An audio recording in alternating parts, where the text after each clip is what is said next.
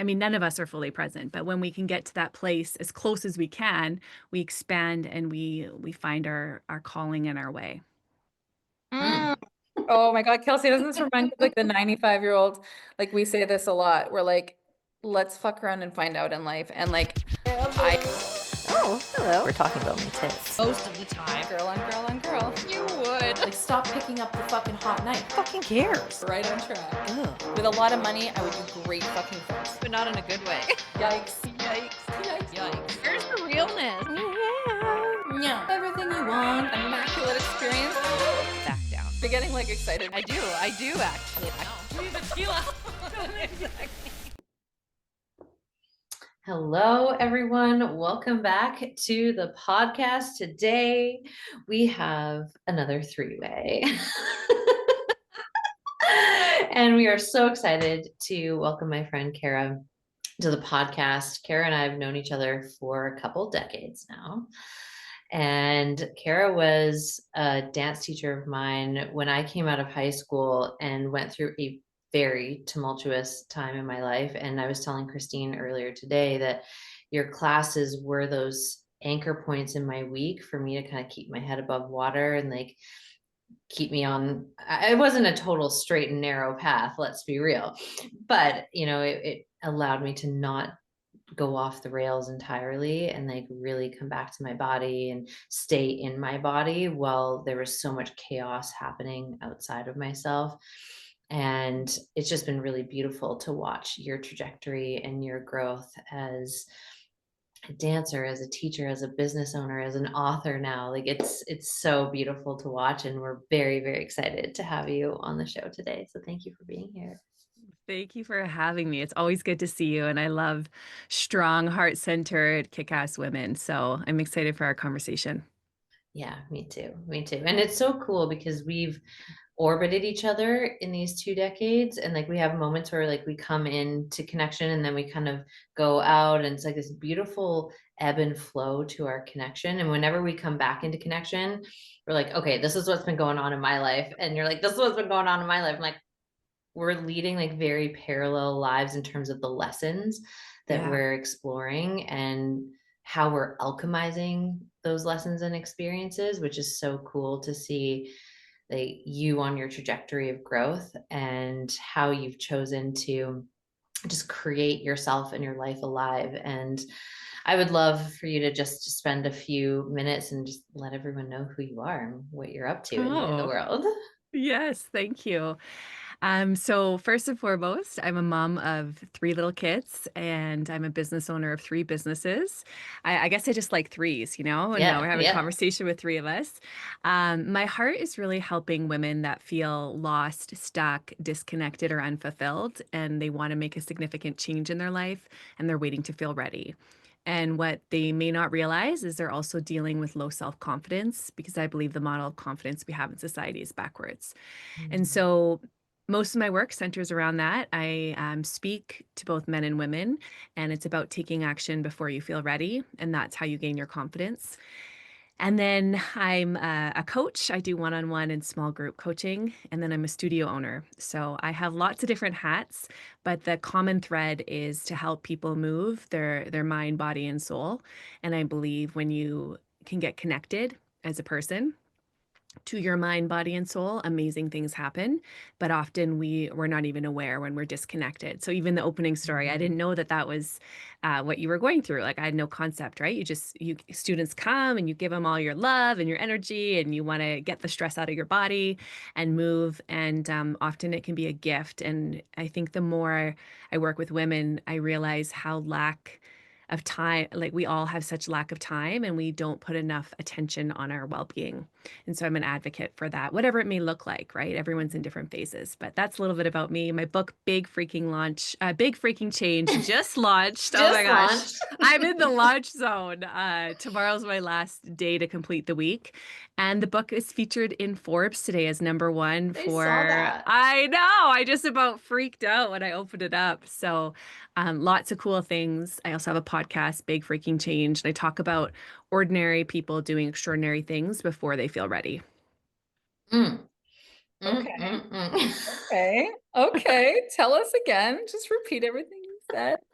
Kelsey, it's so funny because sometimes like I have guests on and I know them more. Sometimes you have guests on, you know them more. And so I love these like almost mini, like you hopped off because your audio and Kara and I literally got like 4 minutes of like power time. And I was like, I don't know anything about you. Tell me everything. And so we just like went into this vortex and I was like, holy fuck, this is amazing. She was sharing some of the things she's doing. And I'm like, this is so immaculate. Like I'm obsessed with being epic, big hearted, powerful women who are just like, let's fucking go. So congratulations on Thank you. the book. That's huge. Huge, way more work than I ever imagined. And also, it's like this moment where I'm feeling it being like, wow, I did this. And it wasn't just this thing I thought about. Like, I thought about it for 10 years, Christine, before I did it.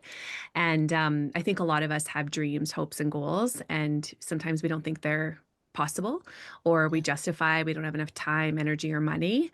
And it just stays in the back of our head. And I think it's a beautiful thing, no matter what it is. If you keep thinking about something, and it's weighing you, it keeps your mind up at night and it comes through you in during the day as daydreams.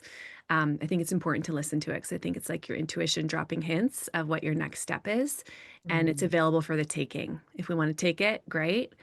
Or we can just be in the waiting zone, which I've been there so many times, and it's a beautiful journey to be on the other side to go, okay, I did it. Kara, And I stop feel talking like to me, by the way, as well. Can you just stop talking directly to me? Because I feel like Every woman has a thing and we ignore it and we justify it and we rationalize. And sometimes I just know for myself from experience this year, I've just trusted that intuition so hard. Like even when like literally a few weeks ago, I was like, man, I am working my tail off and like nothing is coming from my launch. Like people are like, oh, launch week is so busy. Like don't schedule anything and you're going to be so scheduled. And I like look at my thing. I'm like, I'm pretty open. And then it just started going, like news was calling and I'm on the radio and then it was featured in like Fox and all like 20 different outlets picked up this article that I sent out. And it's because you trust your intuition and your calling and your knowing, and it's planted for you for a reason. And there's amazing momentum and beauty and strength and impact when you follow that. So what do you think like stops, I mean, I guess people, but like more specifically women, from following that thread of their intuition? Like they know that that thing is calling them and yet they're not kind of moving it forward. Like what do you see as kind of the thing that's in the way? yeah, so from experience and also research, this is heavily from psychology and neuroscience, is that it's fear of stepping out into the unknown. Our brain is a prediction machine from neuroscience. It likes certainty at all cost. So any type of change involves risk and the unknown. And so our brain will keep us safe. That's its job. So we talk ourselves out. And when we look at the differences between men and women over prepare and over procrastinate because we strive for perfection before we take action. There's stats like a man will apply for a job when he meets 50% of the criteria, where women will wait till they meet 85%. Women are still paid 83 cents on the dollar. Another stat that's crazy is entrepreneurs. Less than 10% of entrepreneurs in the world make more than $1 million in revenue. So that's gross revenue. It's not profit, just total revenue coming in. And of those 10%, less than 2% are females. And we're way more risk adverse than men. And so fear and doubt keep creeping up on all of us. And I think it's a myth to think that one day you're not going to be fearful and you can just go. It's actually the idea and the mindset that you need to go, okay, fear is real. It's real for all of us, real for me the entire time writing the book. But you take it with you and you just know that it's just part of your journey. But once you do the thing that you haven't done, you realize your confidence expands. And so men typically believe in their competence, that they can figure things out as they go, where women lack self-confidence. And that's and there's just studies that show the differences between men and women. I think from a very large scale, if we look at women, we're programmed to be nurturers, caregivers. There's neuroscience that suggests it, nature, nurture, but also there's a cost to it. So there's Gabor Mate has done a ton of work on emotional wellness, and women have 80% of autoimmune diseases. So out of everybody that gets an autoimmune disease, 80% are women. And so he's suggesting that, we're not being true to ourselves. We're not using our voice. We're keeping the peace instead of the peace within ourselves. And there's complications to that. So that's what I'm really passionate about. And that's what I see really gets in the way for women is fear and doubt, but it disguises itself as lack of money, lack of time, lack of energy. Mm-hmm. Mm-hmm. The way the protectors come out to play is so Right. fascinating. And Kelsey and I talk about this a lot because we work with same thing, a lot of like high performance, women, a lot of people who have a lot of dreams and visions, but we call them like their sniper parts because there's like the parts that are sort of like more obvious, but once you get past some of those surface layers ones, the like protect, especially I find in personal development, when you're very Yeah. well versed in personal development, the lingo, all the thing, you can you're like, I'm good. I feel like I'm good. But that's when we're like, oh, we're dealing with a sniper here. It's like the one that's like the secret ops. It's like they're like the big dogs who are like right before that edge of expansion. Yes, You know, 100%. and it's fascinating how the things that they can feed you that feel like such truth and can feel so reasonable. So it's almost like the more emotionally intelligent you get, the more you're in the personal development world, sometimes they can get even sharper, even more stealth. And that's when we're like, Yeah. oh, right. Like, because the bigger potential, like even if you look at yourself, you're going out on all these big news stations, you're going out and more people are going to see you. There's more visibility, there's more eyes on you and your work and all that. And if you hadn't have created the level of power that you have, and probably the things you've walked yourself through, the holy fuck moments of your life. I don't know what all Yeah. those are. I don't know what all those are, but like those moments have prepared you to become this woman, to be able to write this book because um, you've had to walk yourself through all that and be able to hold Yes. the flip side of what you have created. Bigger the book, Mhm. the bigger potential, like people not liking you, criticizing you, eyes on, and also people you're impacting. So it's that like flip side, that duality that I think Mhm. it's exciting to see more and more women holding Mhm. that in between place. Yeah, and even like social media. If you would have seen my social media from like a year ago, I post like once every 6 months. Like I'm just not active, right?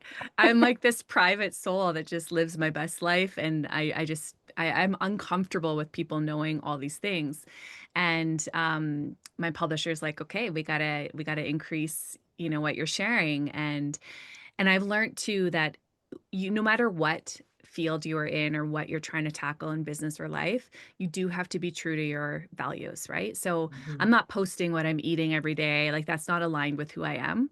I'm trying to post things that are going to inspire people to take action. And so even with the pressure of society telling us to do something or not to do something, it's so fundamentally important that we listen to our values and our vision, and some things can be off limit. And I think boundaries are really key when we're expanding, right? Because you don't have to give everything away to everybody all the time. And I think every time we up level our life, I call it like that we step into a new identity. And in life, my belief is that an average woman will have 10 major big freaking changes in their life, and they shape the next version of who you're going to become.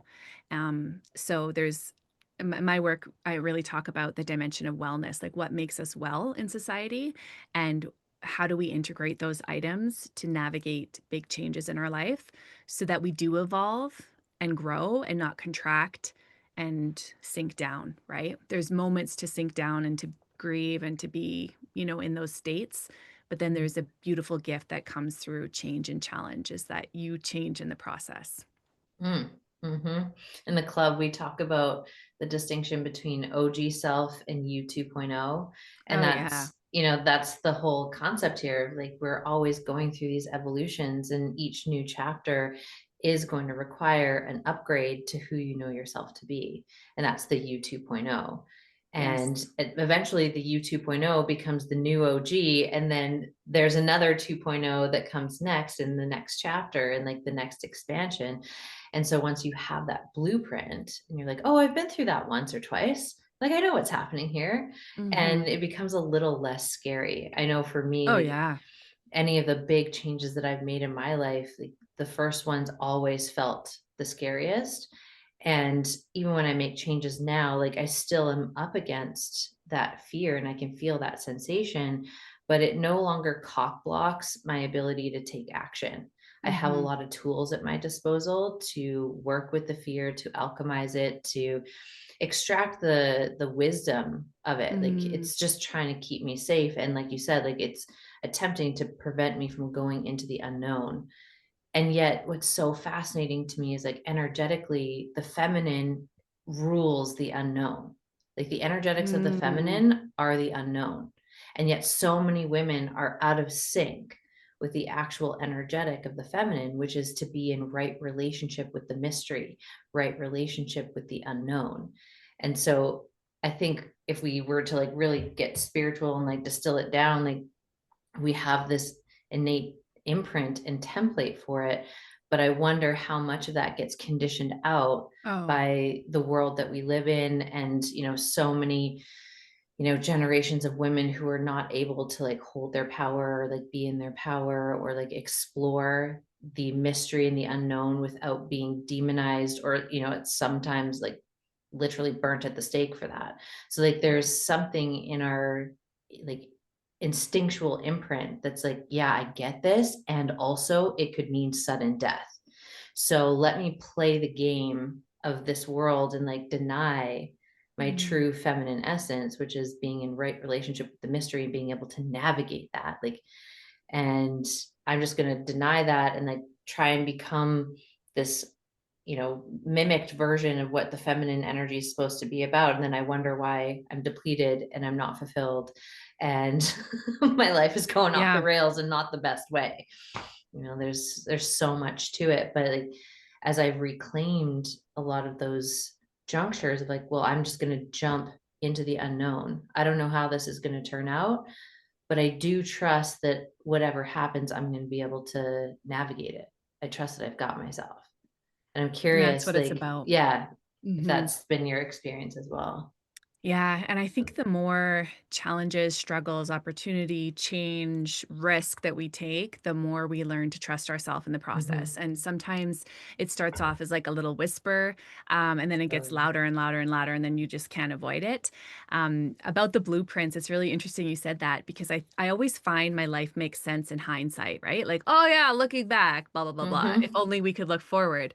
But it was interesting. This weekend I had a book party launch, and my dad gave a toast, and he said, and I never knew this about me, but he was like, I remember this day when Cara was 10 and she had all her friends come into our house and sit in a circle, and she would ask them a question, and then she would just look at them till they gave the answer, and then she would just wait until they told her, and then she would like pivot and go to the next person. And it's interesting because I never knew that that's who I always have been, right? Like you kind Right. of sometimes as an adult wonder like, "Oh, I wonder why I'm so deep," or "I wonder why I feel this," or "I wonder why I'm so passionate about these things." And so when he shared that story, I was like, "I had no idea that, I was always like that." And I think that's the truth of our blueprints is that we have been given, a template, whether we want to follow it or not, whether we want to Mm-hmm. expand it, change, pivot, whatever, but there are some natural tendencies in all of us, and totally strongly believe that when we follow our innate abilities and strengths and calling and vision and intuition, we expand more than we could have otherwise, right? You can ignore the truth or you can expand with the truth. And I think when we want to get to the next version, in business or life or wellness, we have to choose expansion. Mm-hmm. Take us to church. Little Well, head bob. yeah, I mean, it's so true. I mean, like we in the club like definitely move on that thread of truth, and we're always calibrating, like both personally Christine and I, but then even the energetics of the club, like if it gets to a point where like, oh, this thing that we're doing no longer feels true, then we Pivot. don't keep, yeah, we pivot and we recalibrate and we redesign it and we reimagine it so that it is in that alignment, it's in congruence with truth. Mhm. And like that's how we have been able to continue to expand, and like where we've gotten to in 1 year is pretty unreal. Like it's really magical. And But if we had like stuck with like, no, this is how it has to be, and like trying to force it instead of like, well, what's the thread of truth here? And are we going to move in the direction of that, which is going to expand us, which is also scary because we're like, oh, now we're going into the unknown. We don't know how this is going to work because this thing used to work, but now it's not working. So like we need to reconfigure it, but maybe it's not going to work if we do something different. And so we're always willing to take that risk and like try it and see what works. And then we figure our way through. And I think it's really important for women to be examples of that, because like you said, like there's a lot of examples of men doing that, but there's not a lot of examples of women who are on the fucking court and playing the game in a way that's like aligned and congruent with their feminine essence. I see a lot of women who have like adopted essentially the masculine playbook, and they just become, you know, smaller men. And then eventually that burns them out, and they have to take down everything that they've built because it was inauthentic to begin with. Yeah. So And I it's think nice. I think there's so much to be said about the energy, Kelsey, like you talk about, and the alignment, because we can feel when you're around good people, like that's why we can connect and we can go a few years and have no contact. And then we're like, oh my gosh, Deep boom. dive. Yes, because the energy is vibrating at a similar level, right? And whether we're in heartache or celebration, we can connect on that level. And in business too, like I believe I've been so successful in business because I pivot frequently. But if you look at the studies that will talk about loss aversion, as humans, we have a greater fear and a more strong negative response, physiological response in our body when we have loss over when we gain. So as an example, a person would rather prefer that to know that they are 100%, there's a 100% chance that you are going to get electrified or electrocuted rather than a 50%. People want to know predictability and certainty. And also, we have a positive, a greater response when it hurts us more to lose $50. The reaction in our body is stronger when we lose $50 than when we gain $50. Again, loss aversion. And so we are programmed to think of the negatives. And what I encourage my clients to do when I'm coaching them is like, okay, let's talk about the negatives. Yes, they could happen. Let's talk about the best things that can happen. And like, let's weigh out the pros and cons, and then let's choose to focus on the positives, the possibilities, the expansion, the opportunities. But most people, once we know the negatives, we justify ourselves out of it. And I'm just big on science because it sheds perspective and light of why we are the way we are without shame and guilt and feeling small. But 95% of our thoughts are repetitive. And so if we want to make change, we have to do like very conscious effort. You need to be in a program like yours to be challenged on your mindset and on your behaviors so that you can make change. Otherwise, you revert because we're on autopilot. You know, we just think a way we think. And it's really hard to make change without being challenged and without having a coach that really inspires and leads you so that you know that you're safe and you're going to come out the other side. Kelsey and I talk a lot about in the club OG Self and 2.0, and that actually was spawned. I went to a couple of Dr. Joe Dispenza retreats, and I was fascinated because, of course, I went in. You know, you're 2,000 people, you're in the room, and of course, like people are like, "Oh my God, we are all one," and it's, you know, you're feeling. I mean, I was just like going blasting off into all sorts of like crazy places, but when I got out of the room and I went to the washroom, there was like snack time. I go to the washroom. I'm like, I'll grab a snack after. I come out of the I come out of the washroom and I'm like, what the fuck is happening? There's people, like workers at the hotel who are pushing carts of food, and people are like mauling them. There's people sliding with their arm like 7 granola bars into their bags. And I'm like, what just happened to abundance consciousness and love and light? Like, what the fuck is happening? You're animals. Like, it was like, I was like, what the fuck?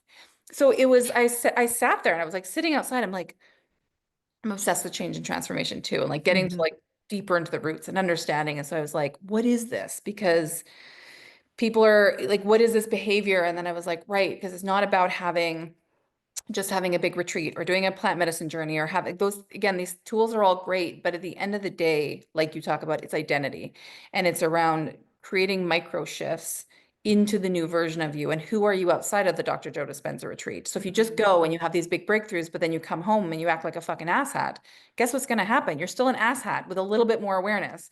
So it's like these bigger pieces of change and transformation, and then diving into like the nervous system. And so even in the club, Kelsey and I are teaching from even like the nervous system perspective around how we are wired. We're coded for predictability. We want Yes. safety and security over fucking anything. Like our nervous system is like, I don't give a flying rat's ass about all the manifestations and the things you want and the things you're sitting there chanting about and fucking shoving crystals up your bra. Like we don't care. I care about, does that thing that you want, is it clocking? Do we have any evidence, or is there any similarities that are similar to things you've experienced in the past that were not good or you didn't have? So either unknown, unexperienced, or we're dangerous. So think about like creating a big vision for yourself or whatever it is. If we have, like for me, you know, I'm like, I want to build the club out to be X and the podcast, and I want to write a book and all these things. But my nervous system, when I was first starting on my journey, was like, let me just scan the files and the data on the invisible. Let me check the files Yeah, on fuck like a business no. partner. Like I have had business partnerships go crazy. I've had businesses fail. I've had all these things. So it can feel sometimes like we're being cock blocked or we're having all this procrastination, but oftentimes we don't even realize it's just our nervous system like dysregulating us, putting in this state kind of in a fog and back to sleep to say like, I love you. And I know you want that, but I can't, like, it's too dangerous. And so like being aware, putting yourself in communities like yours or like ours is so valuable and so important, because we need those people to like shake us out of the fog and be like, it's okay. This is so normal. It's not a big deal. Yes. You're adorable. Yes. Your protector parts are coming out, and they're coming out. The bigger you go, the more guns blazing. And so I think this is why having communities, books like yours, again, all of this, constantly reminding yourself, it's reminding really at the end of the day, it's just like remembering your magic, remembering your vision, what you want.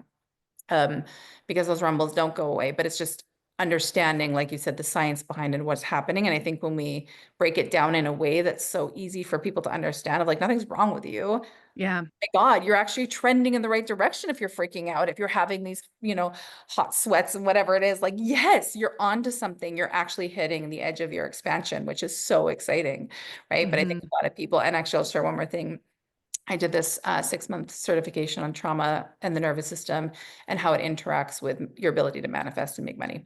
And so while I was doing that, I didn't realize, you're talking about loss aversion. In my life, I had experienced like a lot of loss, like just loss of relationships, marriage, um, things as a kid, moving a lot, like just, it felt like everything was sort of like good thing equals the shoe's going to drop. So there's, and I know a lot of women who experience that too. It's like something good happens, shoe drops. And that was literally my whole marriage as well. It's like wedding, something awful just happened.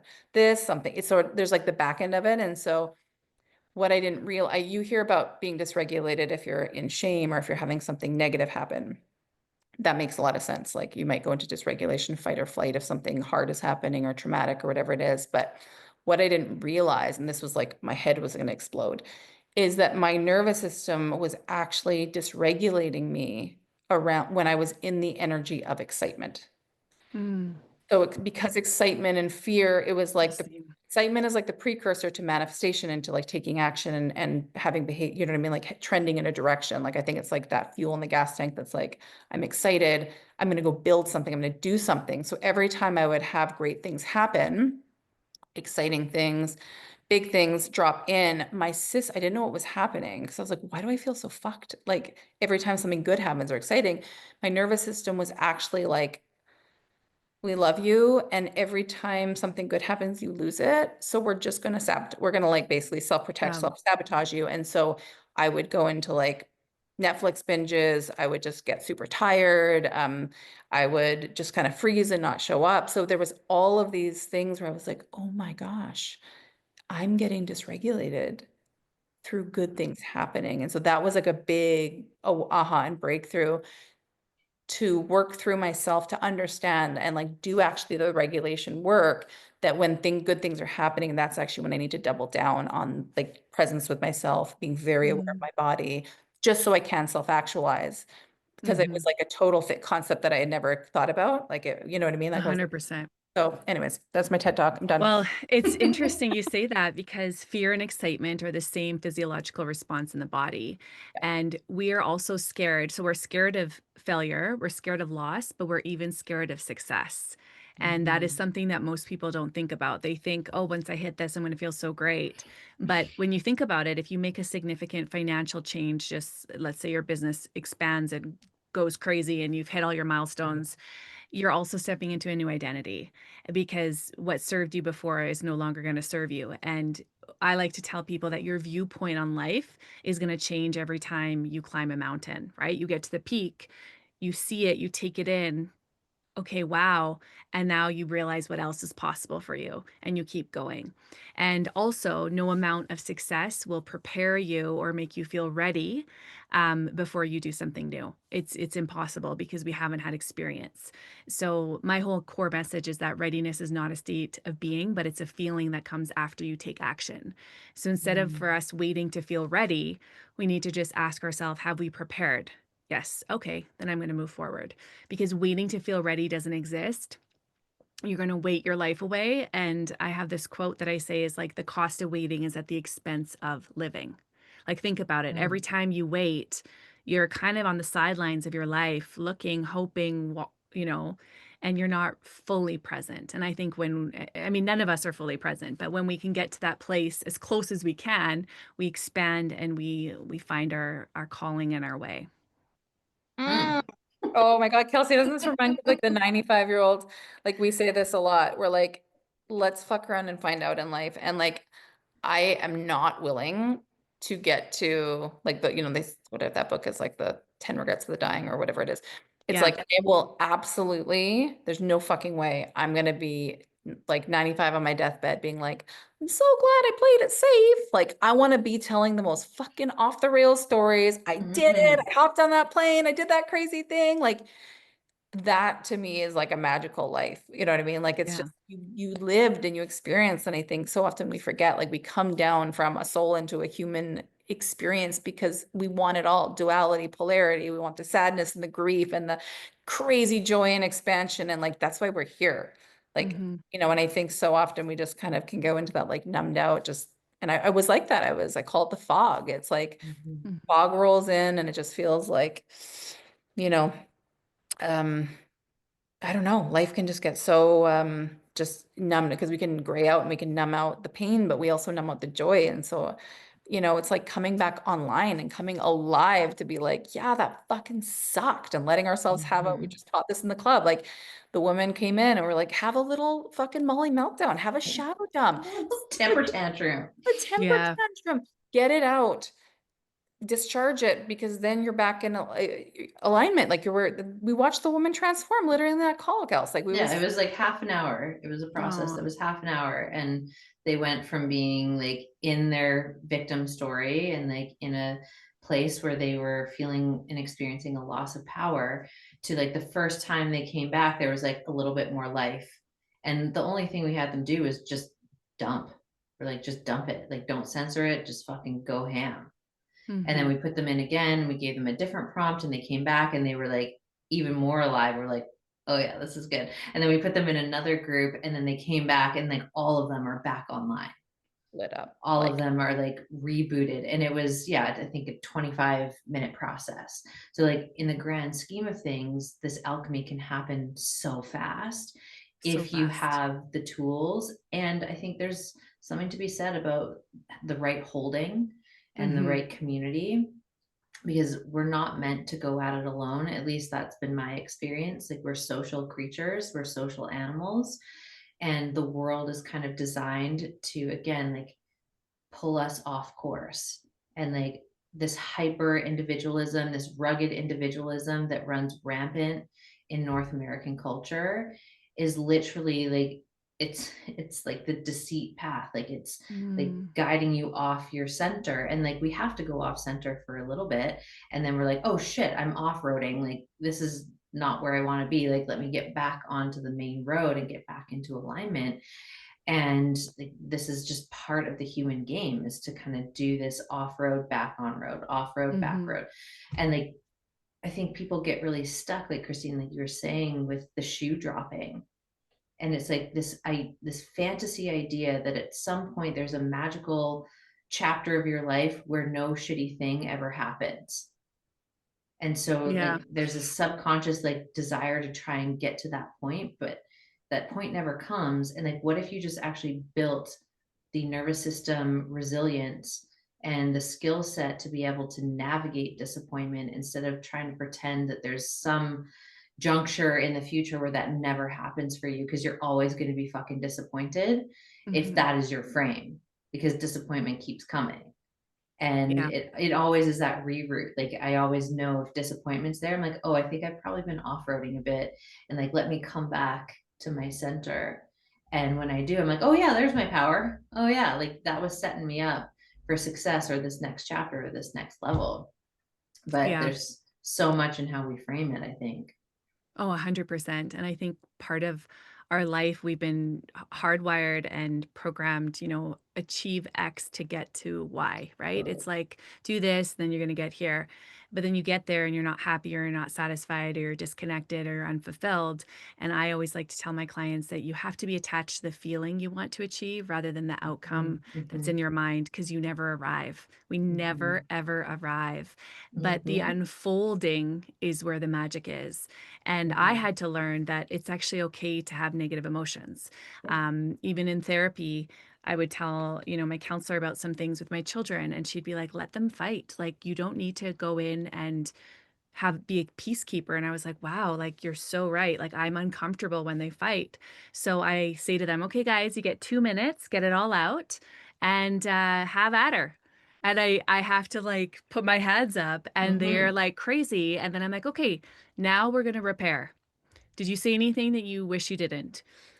What do you need from this person to move forward? Okay, can we let it go and let's reset our energy? And I try to frame it that way. And I will use those tools for myself too. And Totally. even when you're on the right path, you can still have disappointment. Like, let me tell you, so many hard things that I've done, I felt like giving up. Like, even writing the book, Christine, Mm-hmm. I had a publisher, then my editor left, then the publishing company closed down. And I was like, are you kidding me? Then I had to reshop my whole proposal, everything. I get offered a place, I submit my new manuscript. And the day after I submit, my computer crashed and all my research was not backed up. I had backed up every version of everything except all my research because Oh I like kept it on no. my desktop. I was like, are you kidding me? I felt like giving up a million times. And now today, like finding out I'm number one ahead of John Maxwell, which is crazy. Crazy.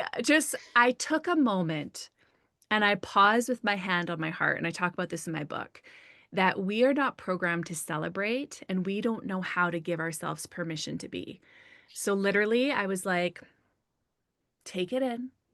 Holy crap, you did this. And then I talked to myself, you're worthy, you're deserving, keep the momentum. This is not your end point. You're going to keep going. You're going to keep building. You're going to keep touching. You're going to keep expanding. You're going to keep the impact coming, because I don't want to block it energetically. Like, I can't believe I'm in Forbes and I'm excited for what's next, right? Mm-hmm. But I think as women, we don't know how to give ourselves permission to course correct. We feel very uncomfortable doing that. It's like we are loyal by default. Like, I picked a path. Now I'm going to stay. I'm going to be a teacher for 25 years. That's what I'm going to do. And the beauty of life is becoming more who we are. But it takes risk, challenge, pain, joy to learn more about who we are. And when we trust our nervous system, like you talk about, like, oh, this doesn't feel right. It only takes 90 seconds for an emotion to process through the body. But most of us can't sit with it past 10 seconds. We try to block it. So, even giving ourselves that permission to feel everything, the good, the bad, the ugly, the positive, the hard, the grief, the excitement, and for strong women to do it for other women. Like, we're not even good at taking compliments of like, oh, hey, Kelsey, I love that shirt. You're like, oh, thanks. Got it at Winners, $10 holla. Like like we bring it back down instead of just saying, yeah, thank you. I love this Yeah. shirt too. Yeah. Right? Yeah. So it's like we have a lot of reprogramming to do, but that is our life's work. Because if we Mhm. do that really well and invest in ourselves, which is very hard for a lot of females because we have a long list of things to do, many different hats, but the more we invest in ourselves, the more we can show up and shine. And the more it's like your energy, you walk into a room, things just start opening up for you without your effort. Mm. Because Mm. you've done work. You've I done the fucking work love and you it. Yes. attract the goodness. I'm so curious to know, like, what would you say is like one of the best investments you've ever made for yourself? So the first thing that comes to my mind is during COVID, I hired a mindset and money coach because I Yeah. was like losing my mind running these businesses, dance studio. My commercial lease was still collecting the bills. I couldn't run classes for 6 months, like 6 months with no cash flow, like bankrupts tons of people, usually 2 months. Most businesses have cash for Hmm. 2 months. And I remember going, I'm going to lose my mind and I need some help. And I have 3 children. I'm trying to homeschool. Like life was so stressful. And my coach told me, and she was very expensive, but I was like, I need to invest in this because this is my best. If we invest in myself, if I invest in myself, I'm my best asset.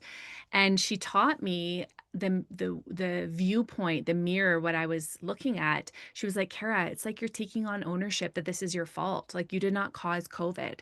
So people can get mad and freak out, but it is not on you. And I had to learn to cut cords where she'd be like, okay, like I had an employee that was so demanding. I'm like, I can't give you hours. Like we are close. Like and but I felt bad. She's like, why do you feel bad? This is not on you.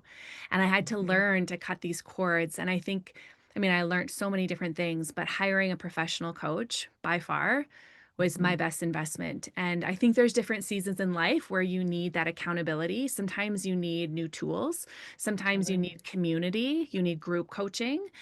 Sometimes you need to simmer. Like I'm in this season of life where people are like, oh, let's go do this course. Let's go do that. I'm like, I am done courses. Like I am simmering Mhm. in my brilliance and I am simmering in my reality.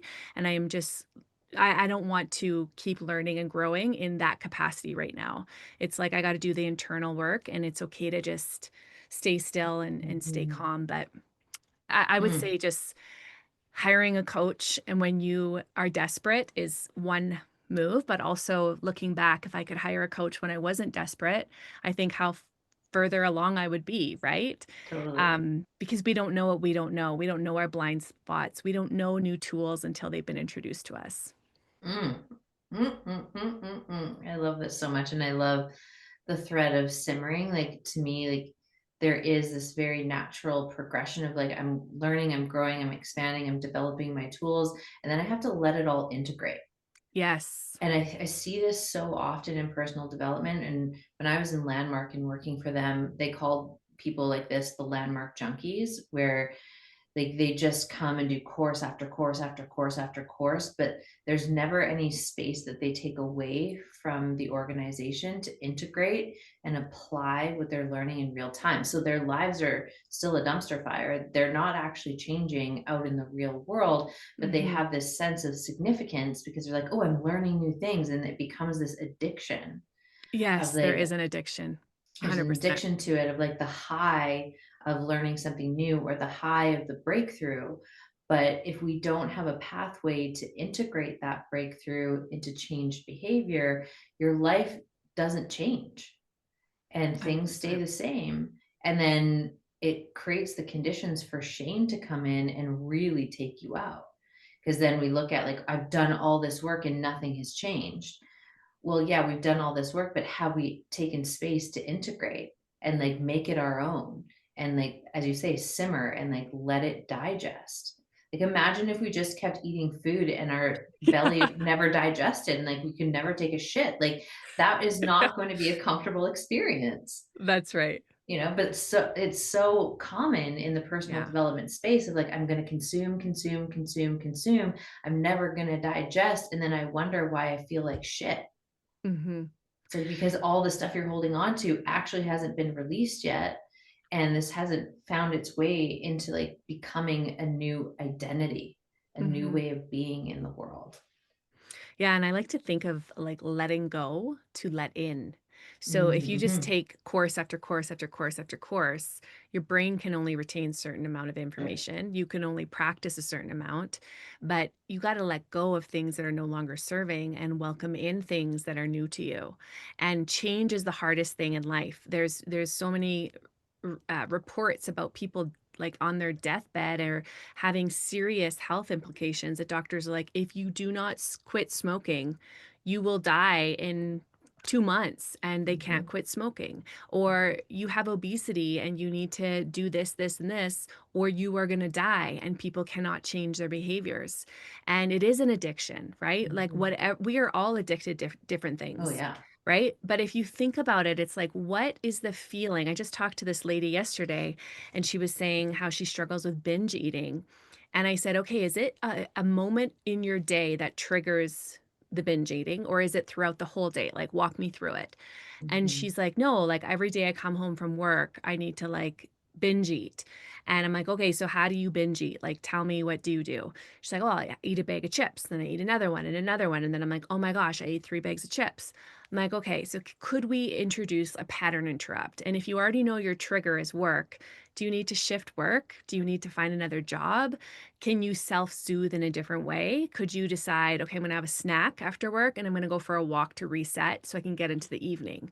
But so many of us are unaware of our triggers. Like Mhm. she didn't really know until I asked her. And then she's like, yeah, it's every day after work because it's so automatic to us, right? And so I think the beauty and the work we have to do is to become curious of our life, to ask good, empowering questions to get different results and to challenge ourselves, because change is normal, but the women and the generations before us did not have that in their mindset at all. And Mhm. our generation is now learning this, but we're still 286 years away from gender equality. Like, it is crazy, and we're moving in the opposite direction.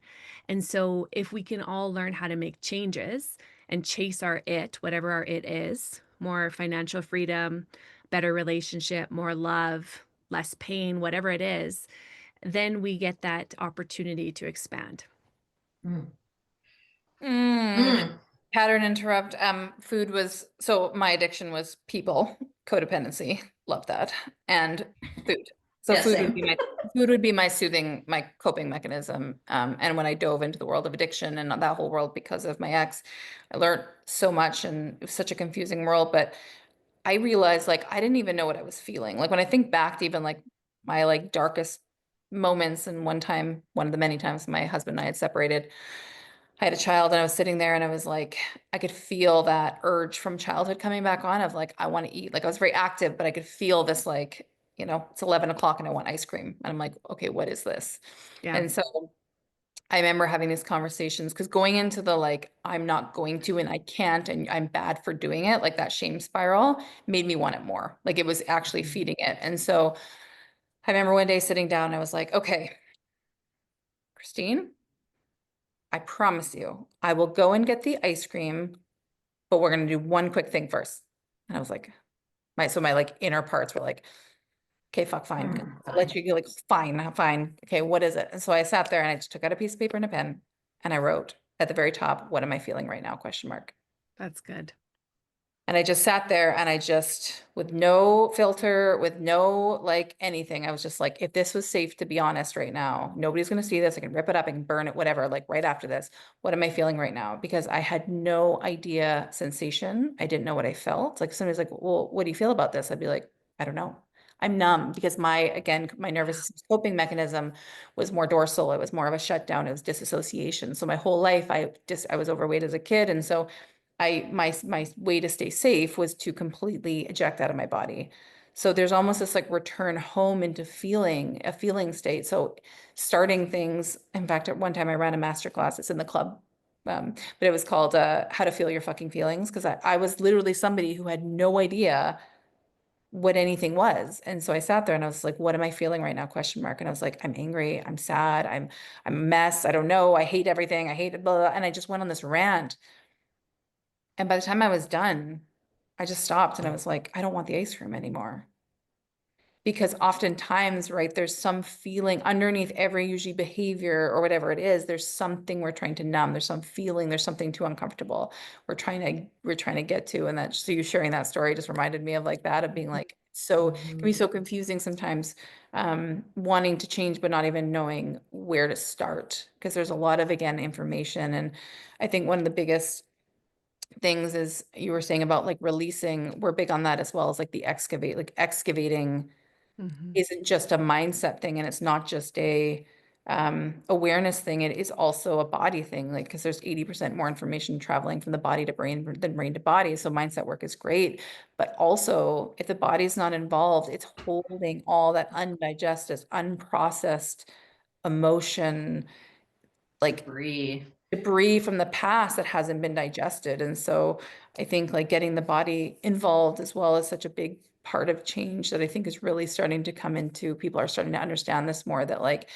if our body is like literally just a jumble of all of this like layers of unprocessed stuff in the past, it dysregulates us constantly. Our system's like in overload, and then we can't, an analogy I love one time is like, if you think of yourself as a vessel, if you go to the gas station and you're consistently trying to pump in gas, AKA new information, podcast, just more and more and more, if your gas tank's full, it just spills out. That's right. Right. It's going to literally just keep shooting right out, because it's like, I can't take anymore. And so sometimes as well, I find when people are like in those initial stages of change, it's less about actually more information, and it's more around simplifying things. I mean, like, what can I get rid of actually? Like, even in physical space, even in like just starting to get rid of, because I think a lot of times people are like, in order to manifest, in order to create this dream life, I have to go out and get. And I'm like, no, no, no, no, no. It's actually Release. Shed. Yeah, shed. release. And that's why we have something called our shed sessions in the club, because literally these, like, I run like 20 to 30 minute, I'm like channeling and downloading, like basically just like getting them to put their hands on their body and exploring their body, and their body is speaking to them. And there's this whole process, because it's like releasing all the stuff that's sitting there. And it can be so simple. Like, I'll just share really quick if you're listening. We teach a ton in the club, but it's like one of the fastest ways, I think, is actually just like, whenever I'm feeling anxious, I feel overwhelmed, I feel anything, rather than trying to figure it out in my head, like, well, why am I feeling this way right now? I just go and put my hand on my body. I like close my eyes, and I'm like, okay, hand on my heart or hand on my body. And I'm like, what am I feeling right now? And like, where my body is calling me the most. And I'd be like, oh my God, my neck, my jaw, my heart, my stomach. And I just put my hands there. And it's just like, I find even that, like, skin to skin contact, the system's just like, it starts like down regulating. And then I'm like, okay, what is this? What am I feeling right now? I'm feeling tension. I feel crunchiness. I feel anxiety. It feels like bubbling, like just starting to name the sensations, and even asking that part of your body, like, if you could speak right now, what would you say? And the body literally every time is like, I'm sad, or I'm this. And I think we feel so disconnected as a collective, because we're lacking so much intimacy within ourselves. We're so avoidant with ourselves, right? And I think like noticing people coming back and being like, oh my God, I'm actually feeling really angry. I'm feeling sad, and not making it mean anything, like not placing a story on it, just letting it be. I'm Letting it be. just letting it be whatever it is, because it moves like that. It's the story that layers and actually suppresses and keeps some things in place. Because it's like, oh, I'm feeling this way. Well, that he's such an asshole and he did this and da da, and then it causes more anxiety and stress. So I find like one of the simplest processes, which is also free, is actually just hands on body and being like, what am I feeling right now? And if this part could speak, like, I've done that with headaches, I've done that with all sorts of stuff. And it's always like an inner child. It's like a part of me that's like, I'm scared, you're moving too fast, I'm afraid, I don't feel safe. And I'm like, oh my God, that makes so much sense. Like, how can I support you? And like, it literally moves instantly. Like, it's unbelievable how quickly I'm like obsessed with just like getting more of this out there. I'm like, it's free. You can do it anytime, anywhere. I mean, I like a psycho. I'm out hiking and I got my hands on my jaw. I'm like, what am I feeling right now? But I don't fucking care. You can do it in the car, like anywhere. It's intentional. It's intentional connection, Christine, that and you're taking a pause. You're taking a pause out of the doing and you're resetting into the being. And in my book, I talk about hand on heart. So I do meditations in every chapter, and there's a free audio meditation, but it's integrating the material. And just like you said, like we can spill out if we don't, we can't just consume energy, new information, because we don't have the capacity. And so this is like recentering. This is calming our nervous system. Deep breathing, 4 count box breathing is highly effective. Tapping is highly effective. And because it's intentional, we get to reset. But so much of our day is go, go, go, do, boom, boom, boom, boom. We don't even know how we're feeling. So, of course, it's hard for you to articulate it. And you had a pattern interrupt, but you also had, when you shared the eating story, you also had the conscious awareness to go, what am I feeling? Because your automatic response was, I'll eat to soothe. Well, how about you eat? How about you pause to deal, right? Whatever's going on, and then it gives you that awareness, and then you realize you're not avoiding your truth, you're acknowledging your truth, and then you have some peace. You don't need an addiction, you don't need to go elsewhere. You finally get to the place to return to yourself. And also just we see a lot of, again, high achieving women. We see this a lot, like Kelsey was saying earlier. It's almost like they become these like mini men, sort of like, that very like bulldog Aggressive, yeah. aggressive hustle. I will fight my way to the top, even if I'm totally dysregulated and burnt out. But look at the title I have, but I'm totally miserable, but I hate it. But it's like, it's also, I think the work we're all doing is really actually helping women like slow down, empty the fuel, like the vehicle's fuel tank, and because I think a lot of the fuel, like we can create insane success. And I think that's like the fuckery of it all, because sometimes we can have these crazy successful careers, titles, whatever it is, but there's that lack of fulfillment, and that comes because the fuel in the tank is coming from survival energy, and I'll prove it, and I'll show them, and I will become the person they never said I could, or I will try to prove to my parent that I did the thing. And so the fuel driving them there was sort of not super clean. It's like coming from a place of lack and like, I will show you and I'll prove it, versus emptying it and being like, that makes perfect sense based on your everything that's happened to you.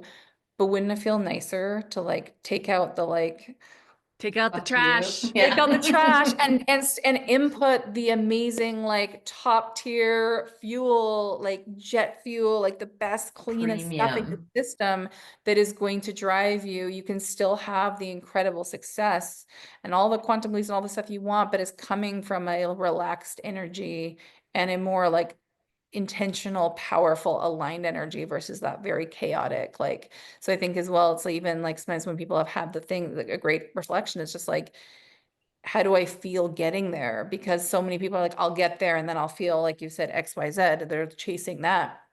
But it's like, well, what if I could feel that all like throughout the journey?